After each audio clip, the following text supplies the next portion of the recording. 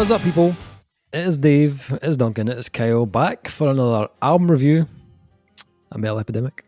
For this review, Duncan and Kyle and I have been checking out the new album from Greek Symphonic Death Metal band Septicflesh.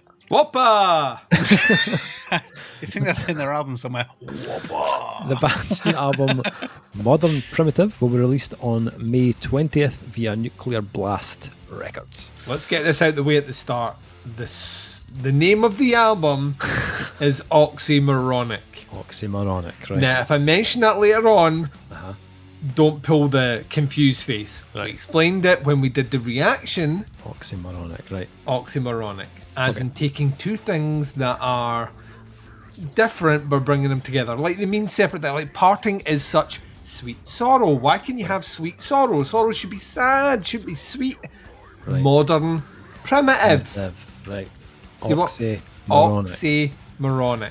Cool. There we are. That's now that we all have that out of the way, Dave. That's your Continue education for this review. That's See, right. we're educating minds. This is as what they well would as- class as edutainment. This absolutely is. Absolutely Thank is. you. I'm going to show this in schools for decades to come. I hope not. Yeah, like as a cautionary tale. So This is what happens when you drink and record. 31 years after the release of their debut EP. What did you say? 31 years after the release of their debut EP, One more time. Temple of the Lost Race. 31. 31. Is this I know. the oldest band we've reviewed? Is It might be. Could be. Is it? 31's older than Napalm Death. So I was going to say a Napalm Death. Napalm Death was 85, so they're not quite 30. Shit. Oh, we were saying. Yeah, they've been more than 30, don't Oh shit! So Napalm Death is the second oldest band we've reviewed. What? they? Yeah, That's still listen. still old. But you Nice know, save. it's 31. Shots that's fired. That's my Oh, age. I'm 31. Listen to these old fuckers. I'm 31.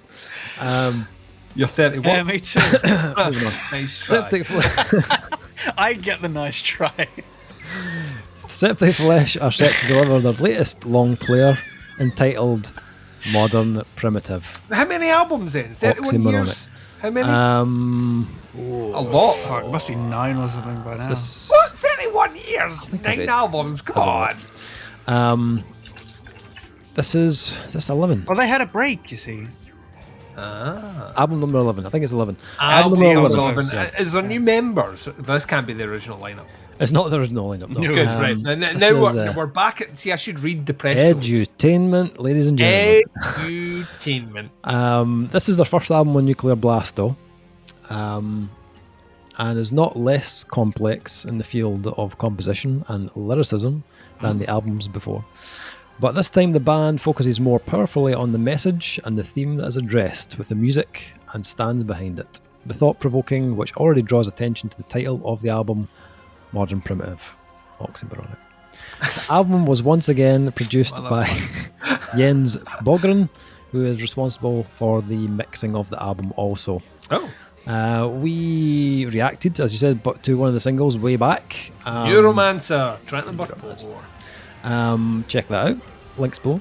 And I think we were pretty much all ready to hear the rest of Modern Primitive at that point. There was a band's name that was mentioned as a particular sound and vibe they had Sure. on that track that I was like, I wonder if that will appear again on this album, and it's marbled all the way through it like a slab of Wagyu beef.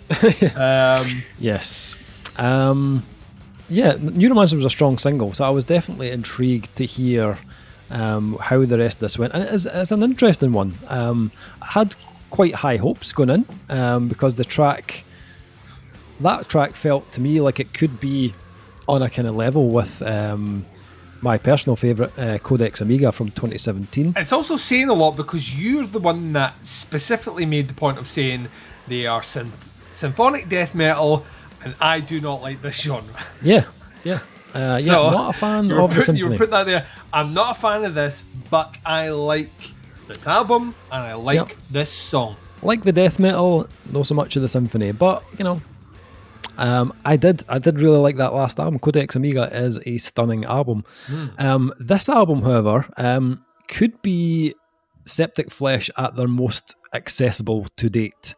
It's still very much Septicflesh. You know, they haven't necessarily watered anything down. This is still symphonic death metal at its core, like always. You know, but on Modern Primitive, they managed to make it even catchier. You know, it's not any less heavy overall. Like, all the elements that make this band them are still there. You've still got the blast beats, the gutturals, the big discordant grooves, and that obviously the coating of symphonic metal. But I think they've definitely refined it on this release, and I think that's down to a few things. I think it's down to the fact that they've been working on this album for so long. Like, they were working on this album before COVID, then COVID hit, it got delayed, everything got delayed.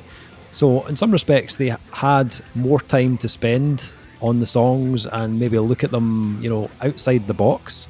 I also know that they now have a new full-time member in Psychon, who I think he joined the band just after the last album, but he was involved more in the writing of this album as well, which I think may has, you know, played a little bit of a part into how kind of revived the sounds. But there's also like a kind of organic kind of vibrancy to the sound on Modern Primitive that I haven't really heard from them before, both in the songwriting and the instrumentation used. They've added in some kind of traditional Greek and some Oriental instruments, which I think gives the album slightly less of a kind of clinical feel, but the tracks also feel slightly darker in tone, both musically and vocally. It's a weird sort of, like, there's a vein of kind of almost Middle Eastern, 100%, kind of styles that they bring in specifically as lead-ins to choruses, which works surprisingly well. They shouldn't as well as it sounds. So. Yeah, and even though it feels darker, this album is the one that has the most clean vocals they've ever used. But I think those cleans play into the darker feel of the album at times as well. I think musically, the measurements of like each component of their sound is very spot on in this album. It never feels like they are really kind of pushing too much or holding on to a section for too long. It grooves for just the right amount of time before they switch into something more punishing or increase those symphonic elements. And they make those transitions very smoothly. They're very good at what they do.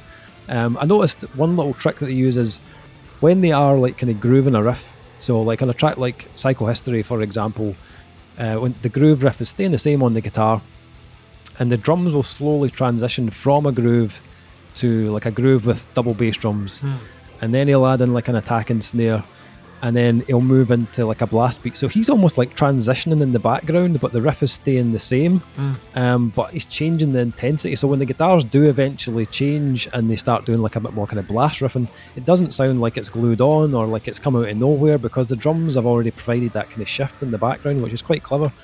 And those grooves, like we heard it on Neuromancer, the grooves are huge. Like nearly every track has a moment where you feel like this just immense weight coming from the guitars and the drums. Like they've really mastered how to make those sections really stand out. And part of that size also comes from the symphonic elements, not just the guitars.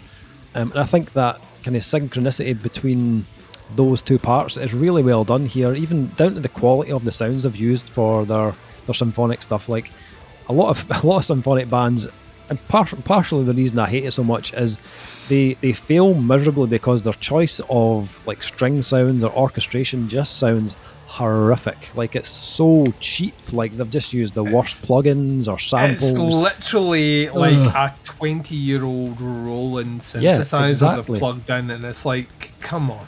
Yeah, the thing is, with these guys, they generally do use a live orchestra for every album. They do. Yeah, it's not plugins. It's not a library. I understand the inclination to maybe cut some corners for cost. But they did. If they used to do call that. yourself symphonic, you should have a symphony behind you exactly. and not play. And this is from a keyboard player. Yeah. You shouldn't have a keyboard player playing stringed instruments if you can get string instrument playing musicians into the studio. I can totally understand that. If you go back to their early albums, they use MIDI on those early albums, which is fair enough. They don't have the money. Yeah, but that's because from the early 90s. Exactly. Yeah. But on the last kind of run of albums, they've obviously brought in an orchestra, and this one's exactly the same. They used the Prague Philharmonic Orchestra, And the quality of that is unreal, like just unbelievable. There's a track called Coming Storm where they really push the symphonic sounds, and it's not just like a kind of backing element on that track, it's really out in front. Almost feels like a film score on that track. It sounds immense. Like, even for someone who's not hugely into symphonic metal, it was a real highlight on the album. This is also probably the tightest, possibly it's close to Codex Amiga in terms of the tightest the band have sounded, and they've always had a very kind of trim sound on CD, but I'd say this release really highlights that tightness. There's various sections, but there's a section on A Desert Throne where the guitars and drums are just so in sync. The patterns between the kick drums and the guitars are just ridiculously tight. And sure, like, some of that will be enhanced in production, and but it doesn't even sound like overly chopped and edited. It still has a bit of fluidity. It's very natural, 100%. It really is, and I think Septicflesh have always, been advocates of that in previous albums. They do like to keep things fairly natural. Vocally, though, I think this is a stunner. This could be one of their better albums in terms of the vocals. Not only because there's more contrasting styles between the heavy and the light stuff, Seth and is it Sotiris, the other guy, but they've also included like vocal choirs in this as well, which really give this album size. But also, it can also feel a little bit creepy at times. Like, there's a couple of tracks where they use like a young child's voice. You hear it on Self Eater, and I'm sure it's on Coming Storm as well. And it's like something straight out of a horror movie. It is like eerie as hell. The band are called Septicflesh, Dave. Yeah, true. True. That's what I'm wanting. Like, you see that album artwork? That dude has a lot of, like, he doesn't have hair. He has skulls for hair. Yeah. Dead bodies for hair. All the kind of various vocal tones and ideas are very, very well thought out, very well arranged. And I loved all those little additional elements, even the little kind of like the kids' voices and stuff. It really adds to the album.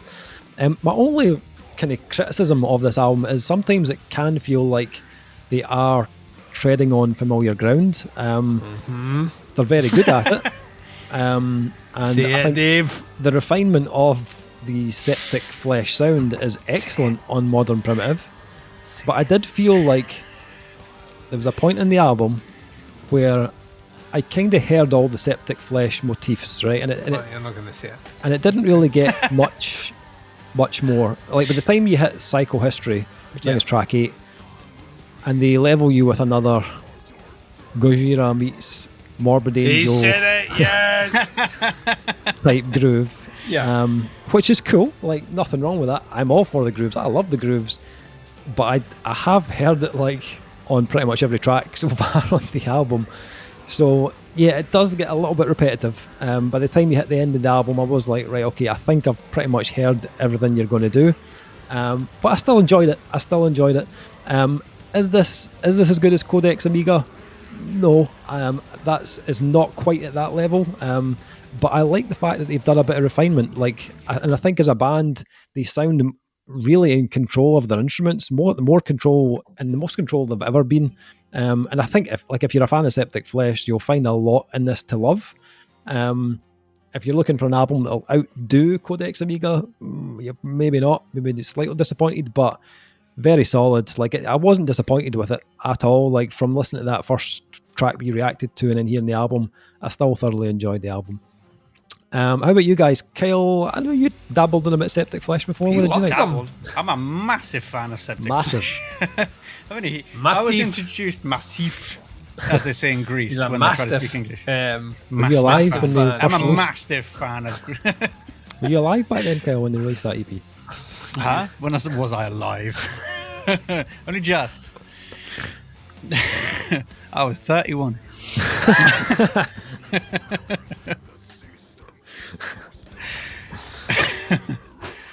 I was introduced to Septicflesh by the guitarist in my progressive thrash band Profania in 2010. Ooh. Just before they released the Great Communion. Mm-hmm. Yeah, and I was like, because I was a huge fan of Dimmu Borgir, well, I still am, but I mean, and there was not really any other sort of symphonic metal band like Dimmu Borgir, and they always tended to go towards black metal rather than death metal. Yeah. And a guitarist, his name is Christy, he said, well, check out this band, you probably love them since you love death metal. And I was like, all right, I'll check them out. And then I was just fucking hooked That was it. And I've followed every album since then, and of course gone back and listened to all the others. And they're a very different band now than they were when they first started. I want to say that. Like, obviously, Gojira's come MIDI. out since then. Well, yeah, so. since then there's been Gojira, whole wave of French groove metal that they've just sort of hung on to being south of France. And they're using live orchestras as they've done for the past decade or so. But I mean, I've listened to every album to death, and this is, I mean, I don't want to, it's definitely more Septicflesh, but I will go on and say, agree with you, it's more refined, more accessible. It's definitely got all of the elements you want in a Septicflesh album, plus a little bit here. I think they've managed to, I mean, I've always said this is a great thing about Septicflesh, is like with Dimmu Borgir, you've got a metal band, a black metal band, and a symphony, and they're like kind of playing on top of each other. You can remove one of the elements and you can have a pretty good song. With Septicflesh, you really can't do that. Yeah. If you take the orchestra out, it's not a full song. If you take the metal stuff out, it's just nothing. There's lots of points where they don't use the full orchestra. They'll use, you know, a string section or a brass section or just a percussion or something, or just one instrument or one vocal, and it's really interesting how they do it. And I think they've really nailed it down to an art in this album. They really have. It might not hit the levels of intensity as it did on Titan or Codex Omega, but I mean, I think it's definitely way more Septicflesh than I ever could have bargained for. Let's put it that way. Absolutely. When we heard Neuromancer, there was hair standing on the back of my neck, as this band always do with me. I absolutely love the way they mix it all together, and it's just it feels like one cohesive, massive unit. There's, you know, got to be 80 instruments playing at one time at some parts, and it's just all of it so put together so well and mixed within an inch of its life, because you have to with that many instruments. You've got basses, you've got bass guitar, bass, you've got cellos, violins, brass, you've got all of this stuff, and you've got to be very careful. I've tried to do it myself. It's fucking hard. But it still sounds natural. It doesn't sound like it's completely chopped up and edited and fucked about with. It sounds absolutely fantastic. And like you were saying, the drums as well. I've never heard drums like this on a Septicflesh album. Yeah, they've done it like kind of before, but this drummer is absolutely on top of his fucking game, and the band is better for it. The transition, like you were saying, the little fills, the little things here and there.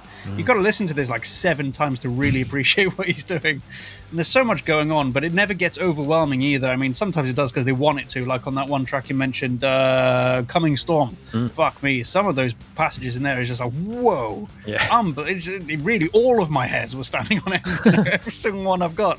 It was like a mohawk.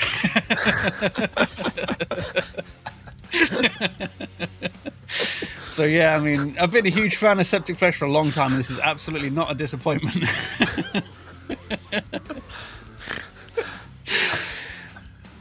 I don't know. I could gush about this for hours. Clearly, it's.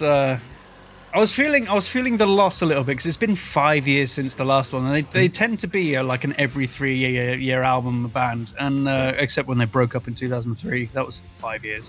But I mean, kind of feeling like, have they gone? I think had it not been for COVID, we probably would have got this, you know, I agree. in the 3 year kind of time period. But maybe that break, as you say, helped them refine it a bit more and bring it back. I mean, I'm glad it's not more of exactly the same as Codex Omega and Titan and that, because I like the way they brought in more clean vocals, more of the choral elements and stuff like that, because it really does contrast with the rest of the band and makes the heavy stuff more heavy because of the contrast. And I love what they've done with this album, and I hope they carry on refining it and controlling it a bit more. I mean, it sounded a bit out of control on Coming Storm with those, you know, low down violin and cello passages. It's fucking nuts. But yeah, I've listened to this a lot. Nice. I will disagree with you though on one thing, because like you said, it got a little bit too much of it by the second to last track. I'm just like, nah, give me more. Come on, bring it on. I'll never say no to more Septicflesh. Good enough. Duncan?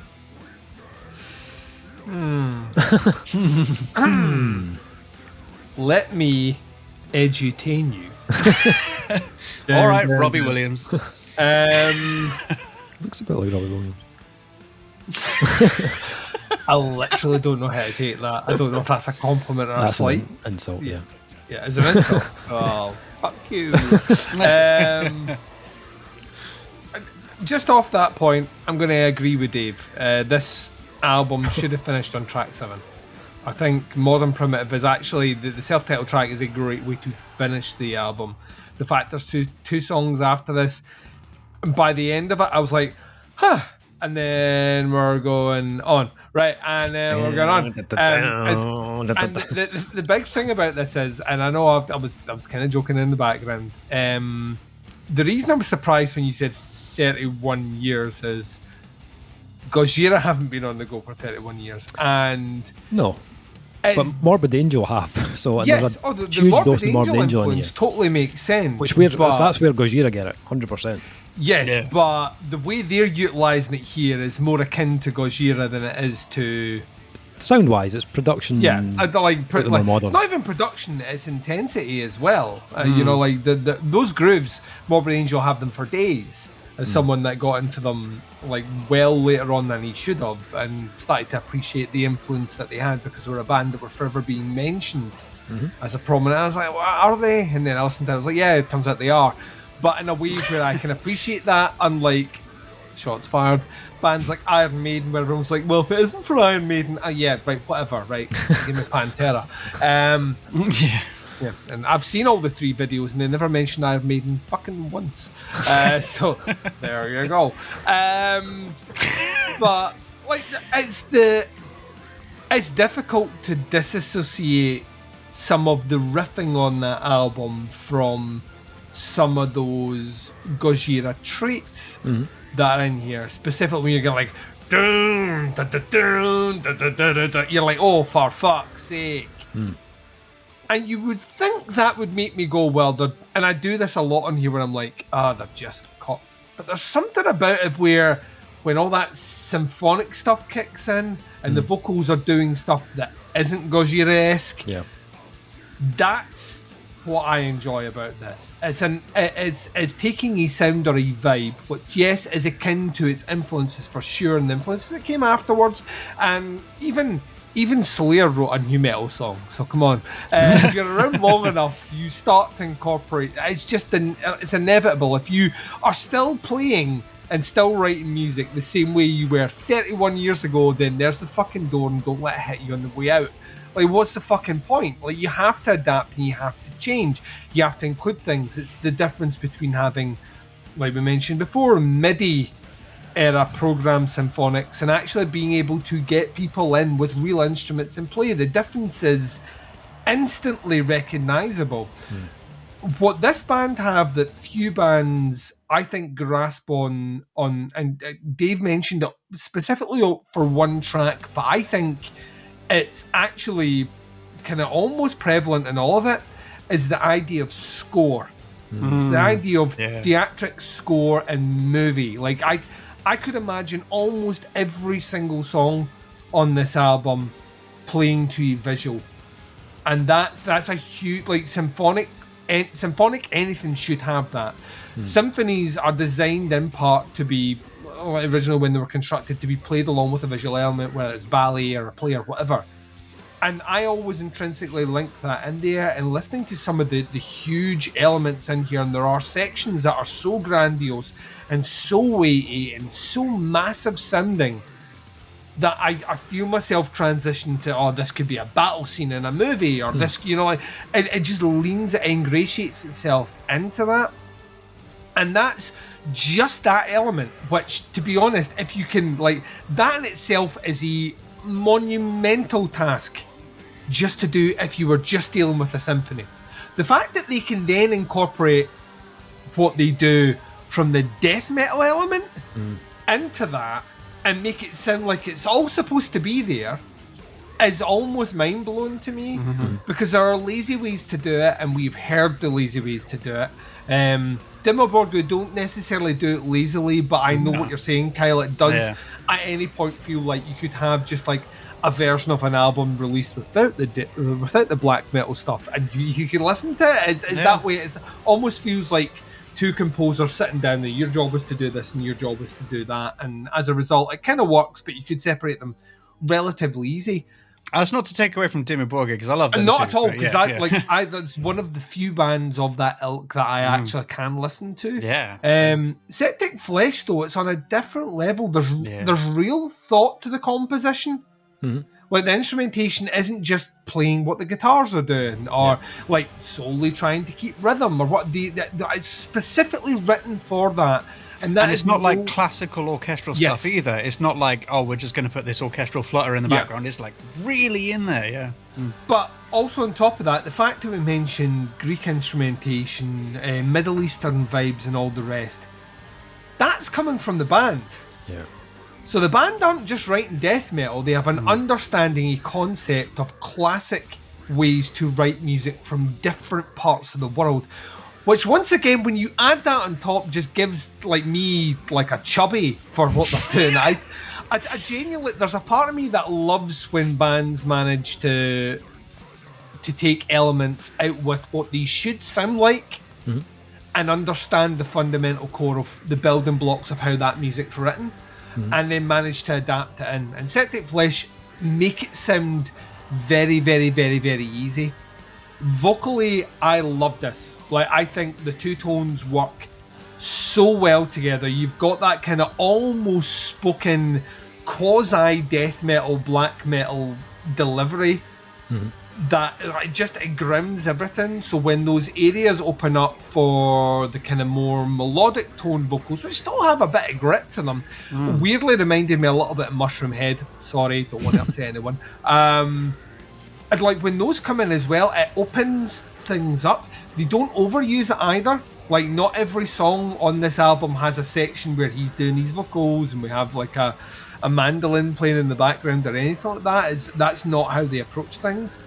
Dave's touched on it as well. The fact that they then extend it out to kind of choir vocals, creepy little girl vocals, female vocals, like all this stuff is just, and it's used really, really well to benefit the song as opposed to be a gimmick. And that, to me, makes me enjoy it as well. The production on this is insane considering what they're doing. It shouldn't. We talked about months ago Diablo Swing Orchestra, which we're literally bringing an orchestra in to do all that stuff, and we were like, well, everything is just a bit too squeaky clean, like you could eat your dinner off it, and I don't know if I feel happy about that. On this one, it does feel like the band is on stage and there's a symphony behind them, and that is to its testament. It shouldn't be too clean, but at the same time I should be able to make out everything that's happening, and they do that very well. So that balance works incredibly well. To link it back to the original point, by the time Modern Primitive is played and finished, I think it's the perfect finishing song, because vocally it's got this really, really cool hook on the more clean vocals that kind of links it back in as a concept to the album. I love it. Psychohistory feels like a bit of a fuck around. It's the only track on the album that I didn't really connect with overall. And A Dreadful Muse is a great closing song, but it's not as strong as Modern Primitive. I feel like the album is 2 songs long than it should be. Totally disagree. That's literally my only issue with it. Everything else I think is fucking spot on. And they're not a band that was I can see it. I can see what you're saying, but I'm just like, nah, give me more. I think that's the thing. If you are a mark for this band, we're linking them all together. It's like the inception of music reviews. It's like a review within a review within a review. If you're on this level, everything's fucked. I imagine if you are in the world of Septicflesh, where what they do is just like, it just makes you feel all warm and cozy and fuzzy inside. An extra 2 songs, like it's like me. It's like Nine Inch Nails bring out a new album and they're like, you know, instead of doing 20 songs, we've decided to do 30. I'm still going to rave about that album, even if realistically it's 10 songs too long. I'm going to be like, I'll just keep giving me more. I can understand that. I very much like Dave felt like I knew every trick they had, every element, every little nuance that they had by track 7, and those final 2 tracks, whilst they're fine, I don't think do anything to elevate it or enhance it beyond that. They're still good songs though. I'm complaining because the serving of food I got was too much for my belly. That is literally the issue that I have right now. I've taken a shit and it didn't go away in one flush. I had to do 2 flushes. they're not a band that were ever on my radar, or a band I was aware of. I'm not like you guys that haven't checked out previous stuff like Kyle all the way back to the beginning, or even like Dave, who had like a favourite album already in the tank coming out of this. I had Neuromancer as a song we reacted to that I enjoyed, and the danger was, how will the rest of the album stack up to that? The rest of the album more than stacks up to it in a way which made me, like, I would call myself a Septicflesh fan. I would go and see these guys live. Yeah. Just from hearing this album alone, I would go and see them live because I enjoyed it that much. A couple of gripes aside, I think it's fucking great. Nice. Okay. Ratings for Modern Primitive. I'm going to be honest here. My grade has come down since the first listen to this album. I thought you were about to say since Duncan started talking. All right, no. You'll do that. You'll talk too long and then you'll hate it. I had a grade in mind after my first listen, and then the more I listened to it, the more I kind of found it a little bit repetitive as I got towards the end of the album. And I still, as I said, I don't think it's quite on the level of that last album, to be honest. Still very good, very solid album, and it's enjoyable. I don't know how much I'm going to go back to it throughout the year in comparison to other albums I've heard, but still strong. I'll go 4 out of 5 on this one. Kyle, what are you thinking? I think that last track has got like a apocalyptic melancholy about it that I just love, and I think that's sort of why I like it more, because I just love those sorts of album endings, and it just cuts at the end. It just ends. They've written an ending, it just goes, that's it. Yeah. Also, oxymoronic. Doesn't fade it. Yeah, exactly, see? Linking it back in.